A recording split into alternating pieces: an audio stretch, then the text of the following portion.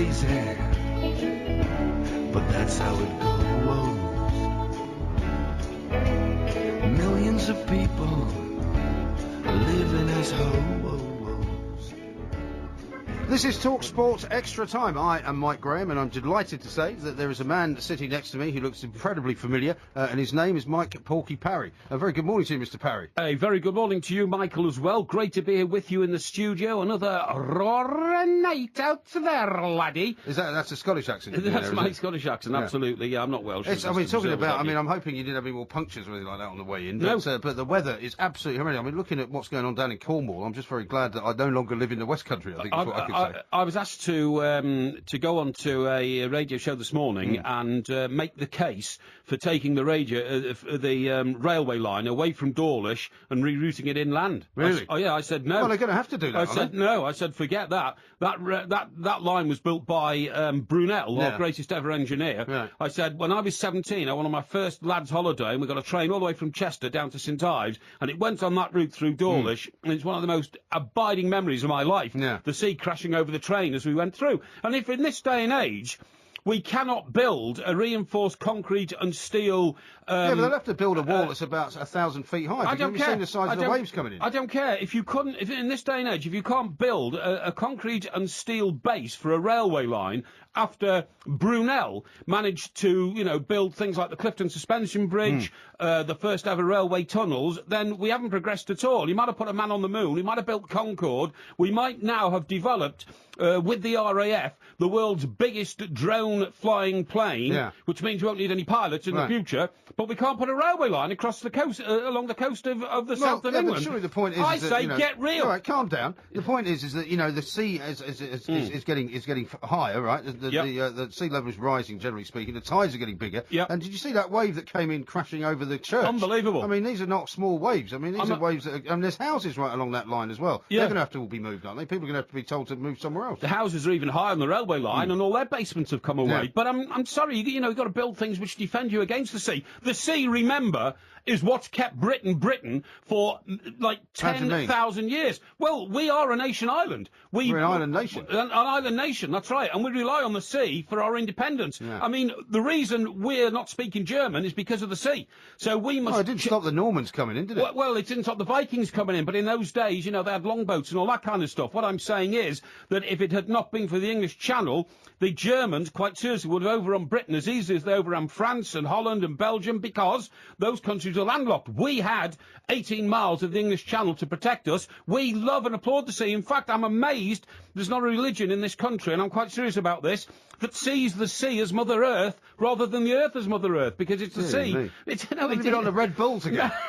What is going on? It's the sea that has protected I know, us. but the world, as you well know, is constantly evolving, and so the sea, which used to form a much bigger part of the world than it does currently, because there were lots of volcanoes and land emerged from the base of the sea to create countries and islands all over the place. In the Ice Age, mate, you could walk from Russia to America, so don't give me all that baloney about the fact that... Well, you could if you didn't want to freeze to death. Yeah. So don't give me all that baloney about, the world's getting more flooded all over the place all the time. Well, it's not. The sea just shifts from one area of the world to the other, that's all. Yeah, I know, but it does seem to be that, and I'm not a climate change maniac by any stretch of the imagination. However, there's definitely something happening. There is definitely hotter temperatures. There's no water left in the Caspian Sea. There's hotter temperatures in Australia. There's more snow in New York City than there's ever been before. We're getting wetter. Something is changing. What happened to the greenhouse effect, by the way, that we were told was going to mean that we'd be growing grapes in Northumberland by now? Why aren't we growing grapes in Northumberland? This is why they've now changed global warming to climate change, because they say it's not actually getting hotter. Fit the bill, and as I say, I'm not concerned about what's caused it, but there's definitely something happening. There's definitely, the weather is definitely getting more extreme. Yeah. Anyway, I thought we were talking football, not climate. We are, because I'm a bit concerned about the weather, because we've got this big game to go to on Sunday. We certainly have. Tottenham against Everton, which is going to be a massive game, along with many others this weekend. Yes. We've been talking about Arsenal-Liverpool. Tottenham-Everton is going to be huge, because, it could determine, perhaps, who ends up going to the Europa League. We're going as a guest of a friend of mine called John Sims. Isn't that nice? He's invited us along. It's very kind of him. Very kind of him indeed. I'll see you at Liverpool Street Station. Is he the same guy that invited you before, the last time there was a problem? No. So it's a different person. I just want to make sure that we got all our ducks in in a row. There wasn't a problem. There wasn't a problem. Well, everyone's seen what happened. It's a little banter between myself and the You Spurs appeared fans. to be sort of trying to vault over the edge of the box without your shirt on. That's what I remember. No, just a bit of banter with the old Spurs fans. But anyway, look, let's get down to the fact, Mike, because what you wanted to put to me was you wanted to get my definitive professional response to the amount of legalese which has entered the game of football. Yeah, well, I don't understand, as many people don't who have been texting in over the course of the night, what on earth is going on at West Ham? You know, this is a situation where West Ham... Now, if you take David Gold at his word, he says that, you know, it's very vital to us to have Andy Carroll playing, otherwise we might be relegated. I mean, what kind of admission is that? Are they basically saying that they're a one-man team? One-man team. Are they saying that, you know, they can't handle one player being injured for a load of months and then, you know, not playing for them? It's ridiculous. I find it all very odd, and you're very right to raise the awareness of this. I mean, first off, Paul Lambert, the manager of Aston Villa, who seems to be, you know, benefiting from West Ham's demise, really, in the sense that Villa are moving up the table. Signed a new contract, I think, isn't he? Yeah, I think he is, and Fulham have slipped down and all that. But he says this could open a real can of worms. He's right about that. He's absolutely right. He's amazed that A, West Ham have pushed it so forcefully, and B, that the FA have conceded. Yeah. He says if every red card now comes to this, when are we ever going to play football? We're going to be in courts all the time and all that. And he's very right about that. Well, you're going to have lawyers running up and down touchlines of football matches, like, you know, those Sue Gravitt and Run guys, you know, the no-win, no-fee guys. You know, as soon as you get sent off, they'll be going, you know, here's my card, would you like to sue? Little video cameras they'll take into the grounds and say, we've got one from an angle which proves that you didn't. Have you been injured at work? That's right, that kind of thing. Yeah, but you see, for me, there's a question mark for me over West Ham. Now, West Ham have got two incredibly successful businessmen at the helm, Sullivan and Gold. Yeah. Karen Brady is supposed to be the top British businesswoman. Yeah. Despite the fact that she's been involved with teams that have got relegated and that sort of thing. I'm not besmirching her at all. I have huge respect for Karen Brady, been very successful indeed. But they seem to have spent more time in the last 3 years on the issue of trying to move to a new ground. Yeah.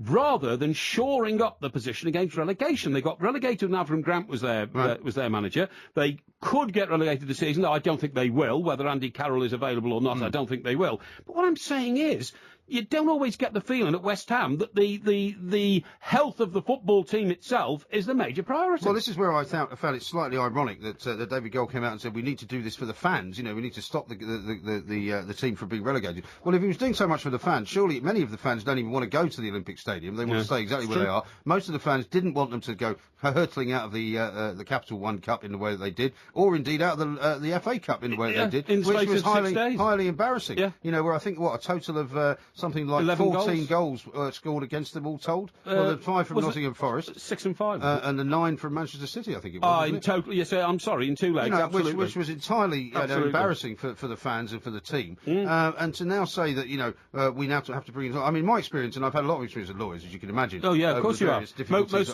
Mostly with divorce settlements, parentage of children, responsibility to children. Issues that I needed to get. Deadbeat dad accusations.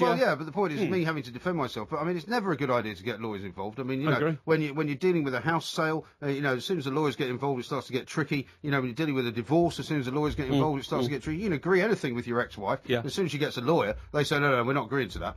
And, as you say, what we're doing here is opening a huge can of worms, and I think it's nonsense. And whatever happened to this frivolity thing that the FA used to say, that if you have a frivolous appeal, you face an extra game. That's right. So you might get banned for 4 games. Why are they now suddenly changing their tune and saying, we'll give you an arbitration? I'm a big supporter of the FA, because having been on the inside there at a very high senior executive level... As Alan Brazil often says. Yes. I'm not going to repeat his accusation. No, of course you won't, because if you do, you're going to knuckle butty, pal. Very aggressive tonight. Well, I feel How many Red Bulls have you had? I actually had one earlier. Just one? But that's all. Right. But what I'm saying is that I'm a big supporter of the FA. I'm surprised, and clearly they've taken legal action, so it's not the chief executive of the FA or anything like that. They've taken legal action. I'm surprised they conceded and said, all right, we'll have an arbitration meeting tomorrow.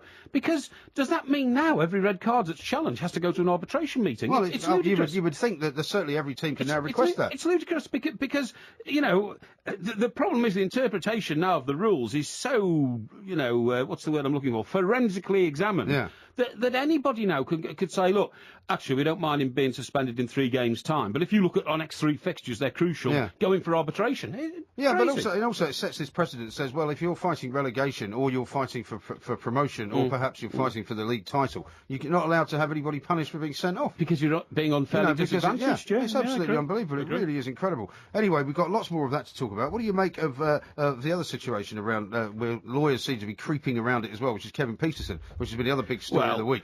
I mean, honestly, I don't know where to start with this one. Piers Morgan is a great friend of yours and a great friend of mine. Yeah, we had him on the show this week. I know you got him on the show this week, and that was excellent. Well done. Within an hour of contacting him in this mad Malastron world in which he lives in was he in LA or New York? He was in LA, yeah. In LA.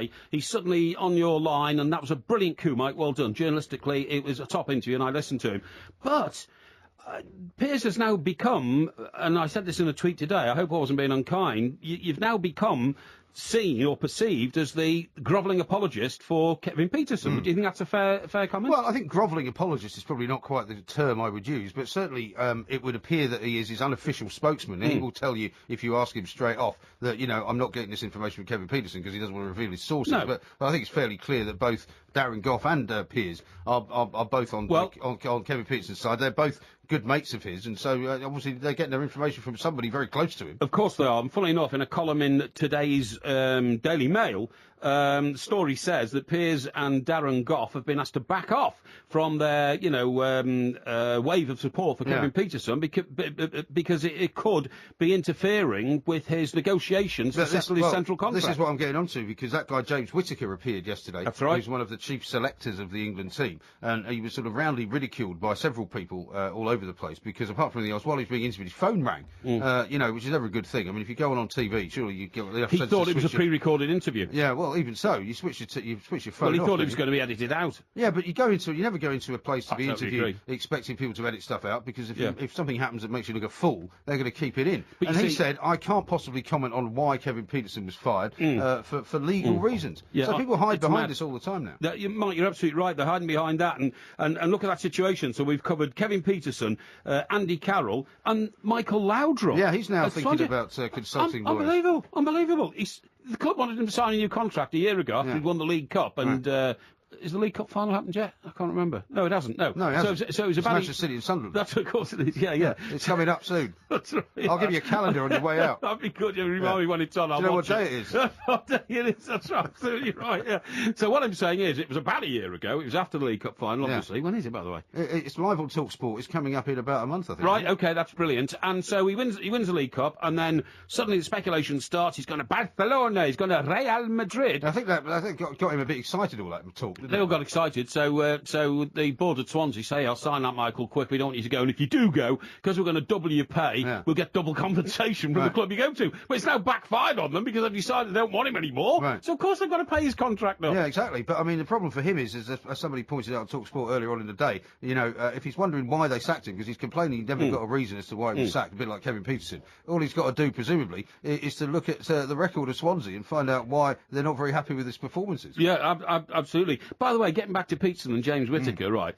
You and I know a James Whittaker of Fleet Street fame. What an unusual name. When I saw it, I thought, James, because we knew James as Jimmy. We did. Jimmy was known as... the big fat red tomato. I was about to say, known as the big fat red tomato, because he used to wear a red ski suit when he was tracking Princess Diana. And I don't know if you ever went to his house, Mike. I didn't. He had a lovely house in, Surrey or somewhere, some of the home counties somewhere. I don't know. I got a car to pick me up and take me there to one of his parties.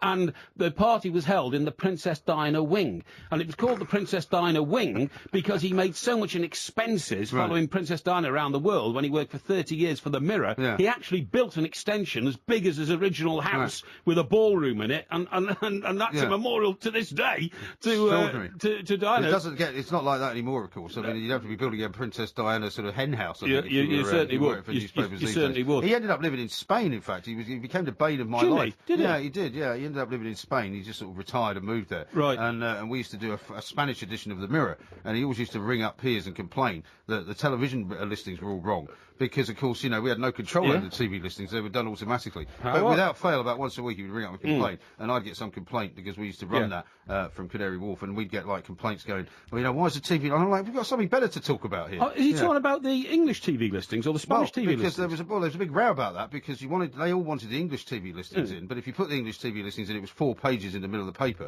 which was taking up too much room, because the paper was already being shrunk down to 32 pages. Because they're all watching Sky out there. They're all watching Sky on illegal satellites. I see, or something to that effect. Something villainous, Sadly, God rest his soul, anyway. He's not around anymore. I was about to say, sadly, we should tell our audience, Jimmy eventually expired, but the days out I've had at Ascot and Epsom with Jimmy, yes, as you say, rest in peace. Yes, tremendous guy. Mike Porky Parry and Mike Graham, will be back next. Keep on trusting, baby.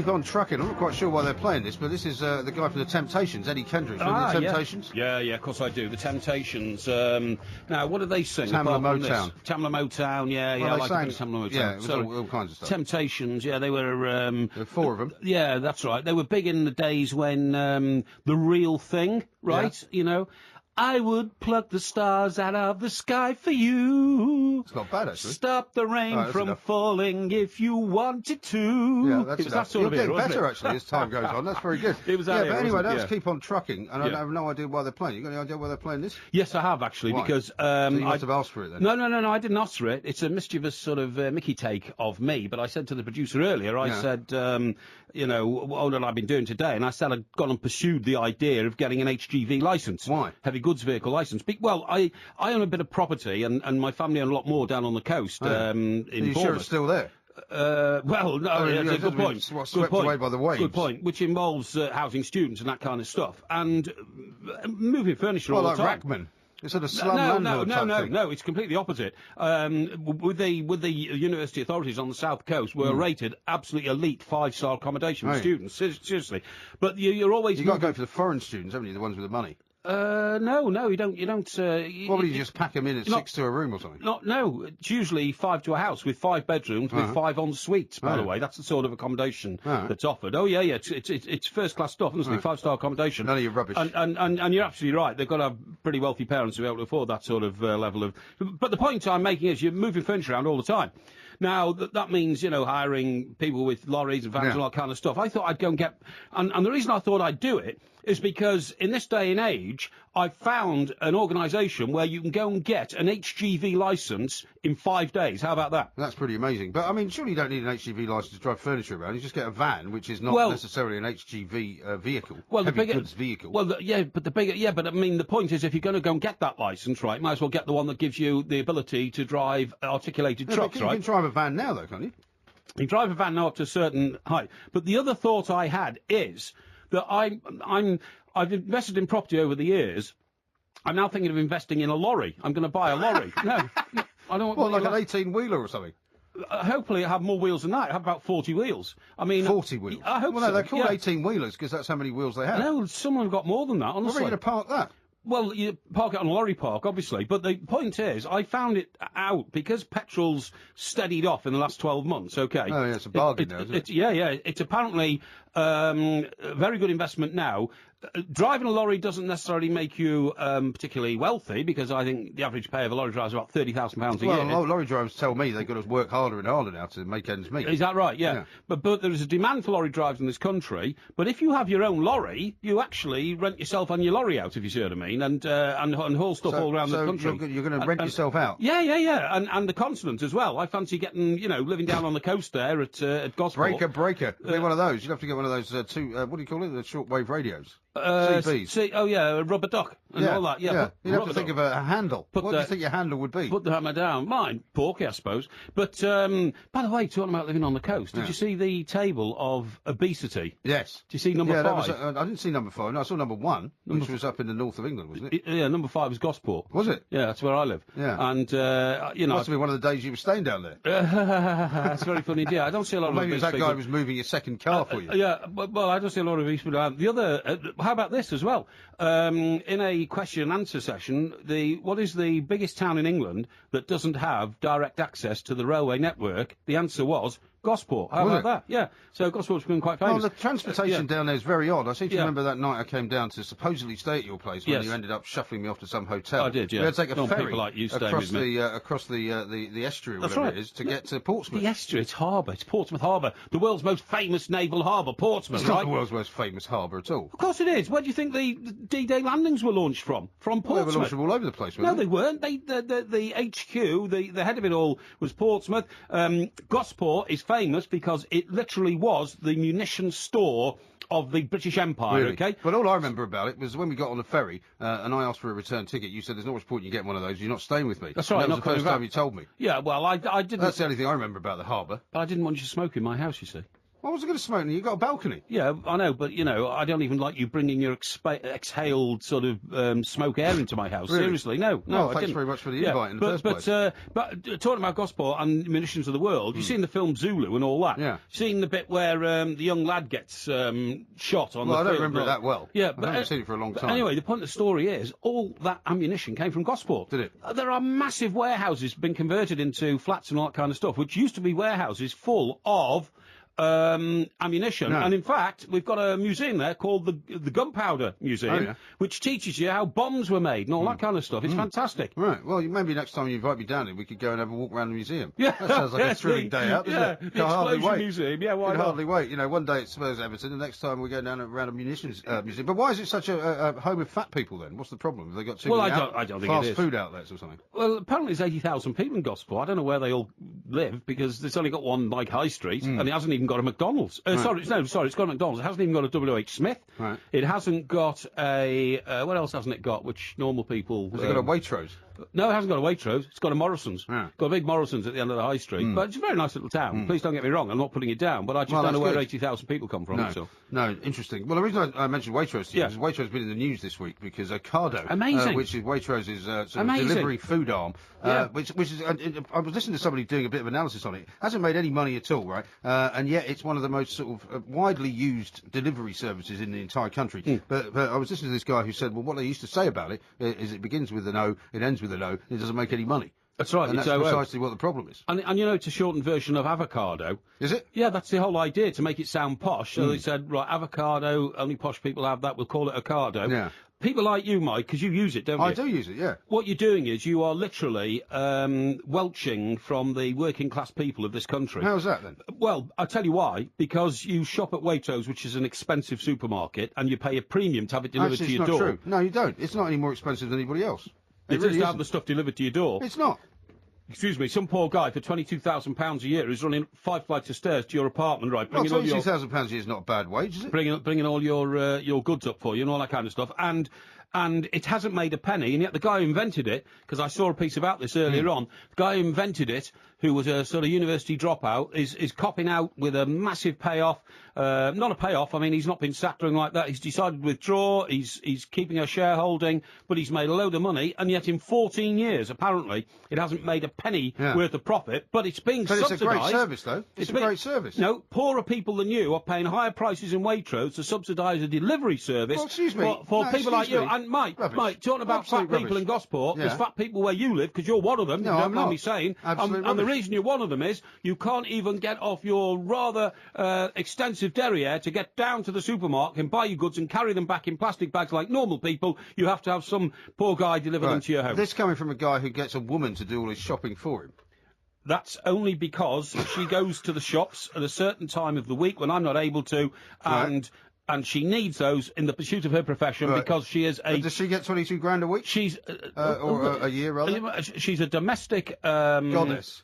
Well, sort of, but I mean, she's a domestic worker, and part of her job is to need polish and disinfectant and bleach. So you are unbelievable. Well, excuse me, you wouldn't get... You pay a guy to move your car for you, for heaven's sake. Okay, so would you come to work without a microphone? No, because you couldn't do your job. There's a microphone here. Yeah, okay. I don't walk around with a microphone. Yeah, all right. Well, unless she brings the stuff to my house, it's not in my house. I don't go around buying bleach and disinfectant. Well, you just told me that I'm a bad person for not going out and buying anything when you don't do it either. You are, yes, but you don't have to provide facilities for your domestic staff like I do. No, because I'm not a slave driver. I don't rent rooms out to students either. I'm not a sort of a mini Rackman. It's unbelievable, some of your double standards that you've come up with. Anyway, that's enough out of you. We've got to take a little break here. Mike Porky Parry and I, Mike Graham, the two Mikes, with more next.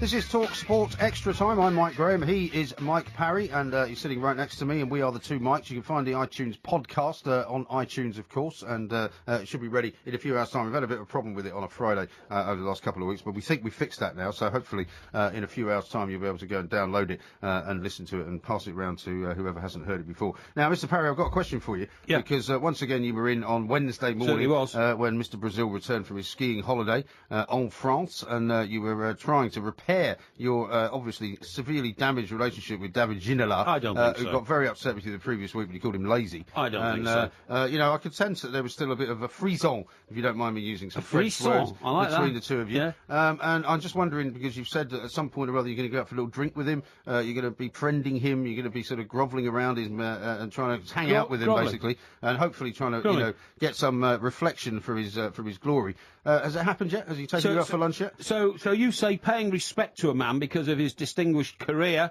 and his ability to break into broadcasting is grovelling. It's not grovelling. Your style with him is very much a creepy one. It's not a creepy one at all. It's one of look. I've always described David, my friend David, mon ami. I've always said, David, you are a sophisticat, and he loves the word sophisticat. Yeah, I think he's getting tired of that shtick. No. He loves the word sophisticat and all that. Now, it's interesting talking about David because we're going to Spurs on Sunday. Yeah. It is one of the venues where he established his name. Newcastle first, then Spurs, obviously.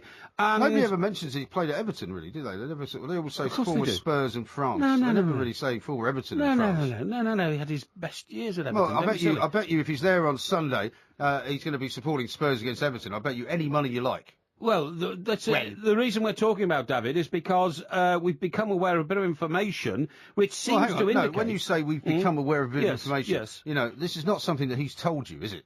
We've become aware of a bit of information. This is not something that he's told you. I'm not revealing my sources. It's in the Daily Express. Well, OK, it's in the Daily Express. All right, I've just read it. That's true. So you, with your great close relationship with David Ginola, haven't managed to get any information out of him at all over the past several weeks. That he basically is offering to go and work for Spurs and help Andros Townsend to become a better player. That's his story. I didn't claim that David had told me personally. I said we'd become aware of some information that he might be thinking of pursuing a coaching career and thinks he could go to Spurs and sort out Andros Townsend. You just said that. That's exactly what I've just said. Yeah, but I was going to tell you that, but of course you have to jump the gun. Yeah, and because you were going to try and sneak it in as if you were somehow privy to some private piece of information that he had slipped to you after the show. The point is, do you think David has the makeup to be a great coach? I think he does, because I think the great thing about David Ginola is that he has a presence about him. He has a fantastic footballer who I believe did have his best years at Spurs, actually, by the way, not at Everton. He had good years at Spurs, I agree. And the thing that he can offer is a bit like Ivan Lendl taking on Andy Murray. It's got nothing to do necessarily with teaching him how to hit the ball. It's about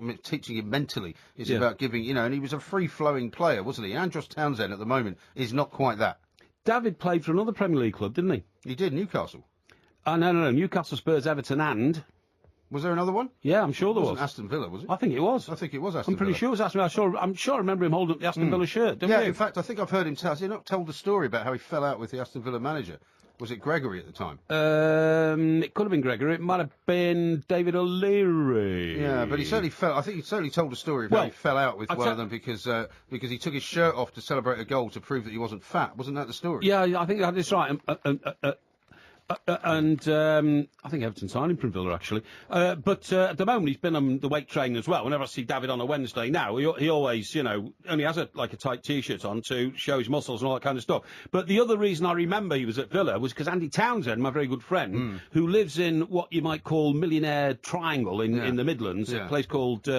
well, it's near Solihull, actually. You don't know what it's called, do you? Yeah, I do know what it's called, but I'm not going to say that on air in case people start going around bothering Andy Townsend. Okay. So I know where he lives. Right. It's near Solihull. Does he not live near one of the Black Sabbath guys? Yeah, he does, yeah. If he's still alive, because one of them died, and I'm not sure which one it is. But anyway. Shouldn't be laughing, really. No, shouldn't. You are a disgrace. You really are. No, I'm not laughing. Honestly, I'm sorry. I should be more solemn about that. But unfortunately, people do die. But no, the point is that... Really? Yeah. But the point is, they had a Sunday afternoon sort of get-together, the Villa players, and they all live in big houses. Right. In fact, Karen Brady lives in the same part of the world. And Steve Bruce, and all this kind of stuff. I'll tell you a story about it in a minute. And they have this Sunday afternoon soiree, and, they're all on the grass having a glass of champagne and all that, and all of a sudden this Ferrari just purrs up the driveway.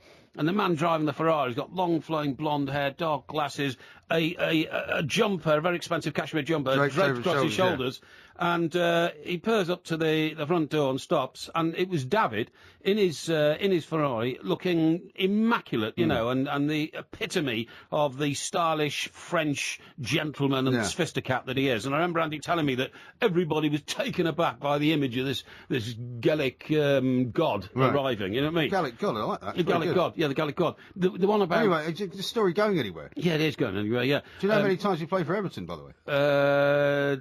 David played for Everton, I think, 17 times. 5.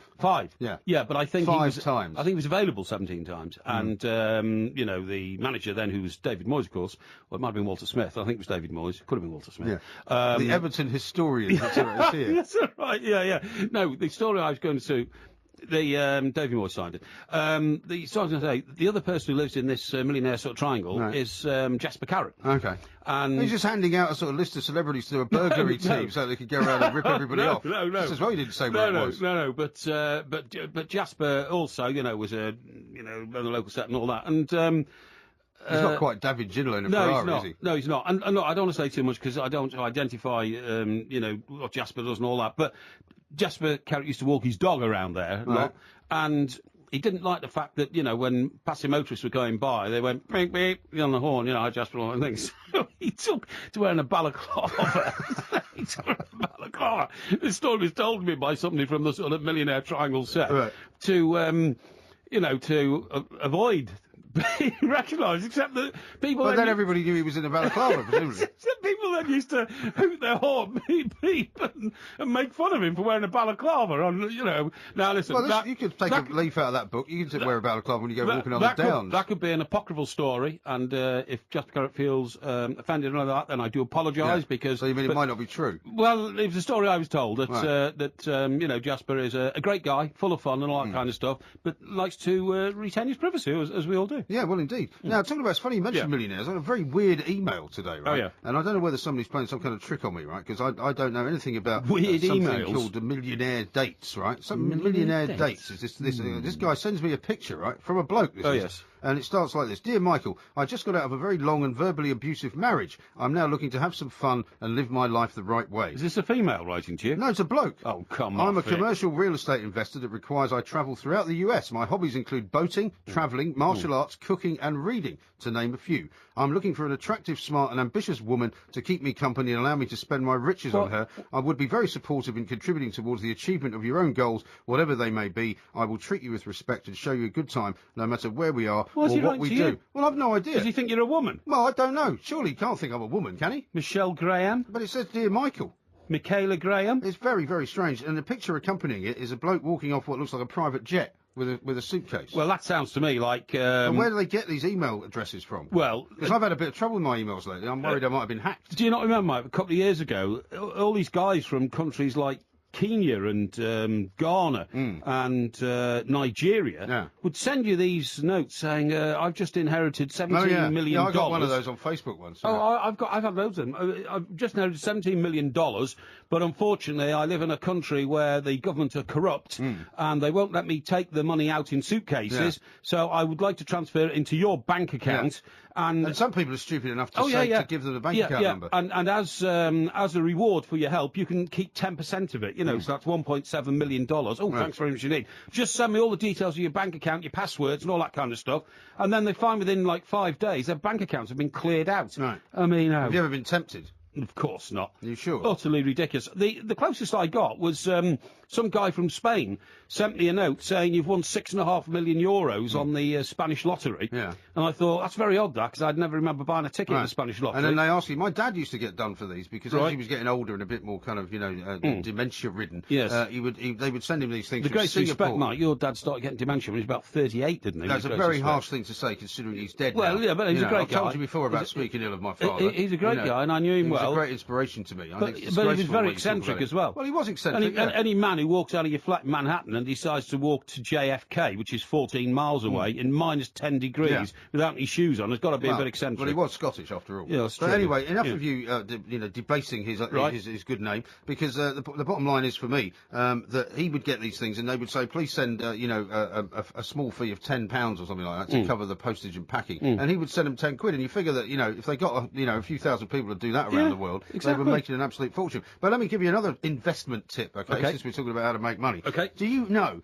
that there's a company that makes artificial hips and knees that has made so much money over the last few years? Their profits are up 8% to $292 million, £179 million, because they're selling so many artificial knees. Can you believe that?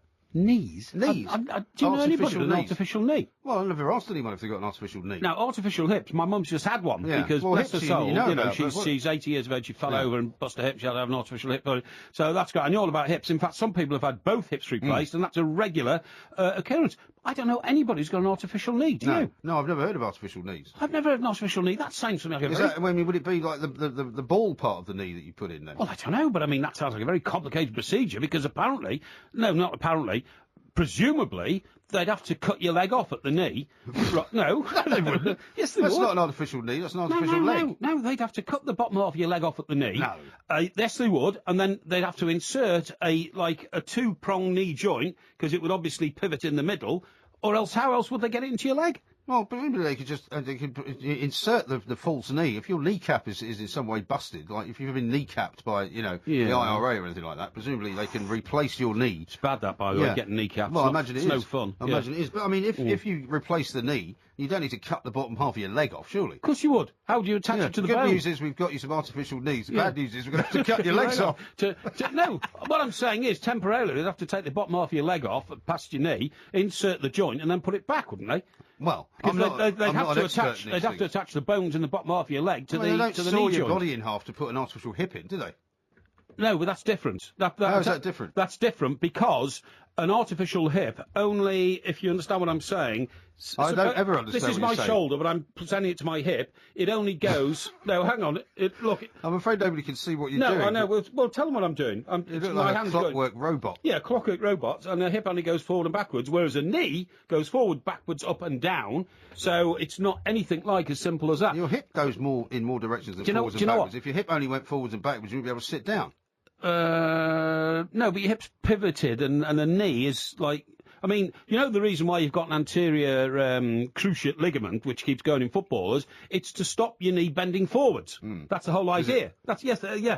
But listen, well, maybe footballers could do with artificial knees. The next fortune to be made in artificial things for the body is the heart. I mean, well, they already make artificial hearts. No, they don't. Well, if they do, they're in their infancy. Yeah. But I said, look, 10 years ago, I was diagnosed with acute heart failure. So you keep saying. Given 36 hours to live at one stage. It was tough, Mike, but I got through it. Okay. Couldn't pay the bill, gave you another 36 hours. That's right, yeah. And the point I'm making is, I said to my consultant then, I said, look, the heart's just a pump. It's not like a brain that has to, sort out knowledge. Yeah. It's not like a liver that has to sort out poisons in your body. It's not like a kidney which has to filter, wastes and all that kind of stuff. I said, how difficult is it to invent a pump that simply goes whoosh, whoosh, whoosh, whoosh, whoosh, whoosh, whoosh? 'Cause that's all the heart does. That's all the heart does. It sucks blood up from one part of your venal system, or whatever it's called, like the, what's the big veins called? Arteries, right? Your arteries. Yeah, and then arteries. And then pumps them out of another. Yeah. It's easy. Well, I could do it. I presume there's a reason why they haven't done it yet, because it's probably the most important organ of your body, because it's the one that keeps you alive. Most important, it keeps you alive, but it's the most simple one to replicate in artificial form. Surely the simplest artificial organ to replicate would be your brain, wouldn't it? Mike Porky Parry, like a lexicon, and I will be attending the Spurs-Everton game. If you see Mike Parry, he'll be the one wearing a balaclava. In fact, I might be the one wearing a balaclava to hide from him. Hopefully he won't be clambering over any of the boxes, but we will be back on Monday night to tell you all about it.